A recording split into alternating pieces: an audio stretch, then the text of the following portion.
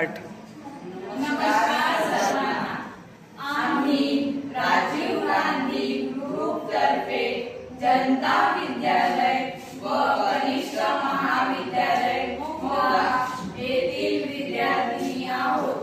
आम्ही आपल्या समोर नवकल्पना, नवीन आणि वेगळा प्रकल्प सादर करीत आहोत. प्रकल्पाचे नाव आहे विजेशिवाय चालणारा पाण्याचा कूलर. या प्रकल्पामध्ये सहभागी विद्यार्थी. सर्वप्रथम माझे पूर्ण नाव गुंजन नामदेव ठोंगरे आहे. मी 8व्या ब ची विद्यार्थिनी आहे. माझे पूर्ण नाव तन्मय युगाजी साठवणे आहे. मी इयत्ता 8व्या ब ची विद्यार्थिनी आहे. माझे पूर्ण नाव करीना किशोर कदम आहे.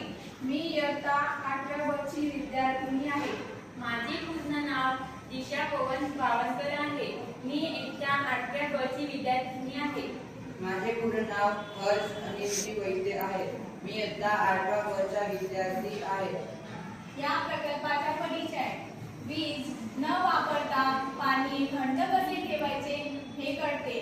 या प्रकल्पामध्ये लागणारे साहित्य: मातीचा खडा, पाणी, ओला कापड, झाकण, टब आणि बाष्पीभवनाची प्रक्रिया याचा समावेश होतो.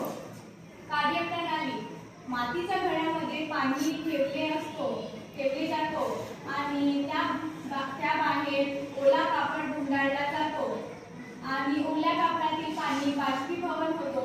त्यामुळे या प्रक्रियेमुळे तेथील उष्णता कमी होते आणि घड्यातील पाणी थंड होते. यामागील उद्देश आहे की विजेशिवाय पाणी थंड ठेवणे, पारंपरिक भारतीय तंत्रज्ञानाचा प्रसार करणे, पर्यावरणपूरक जीवनशैली निर्माण करणे आणि त्याला प्रोत्साहित करणे. यामागील फायदे: याला वीज लागत नाही, आरोग्यदायी थंड पाणी मिळते, ग्रामीण भागात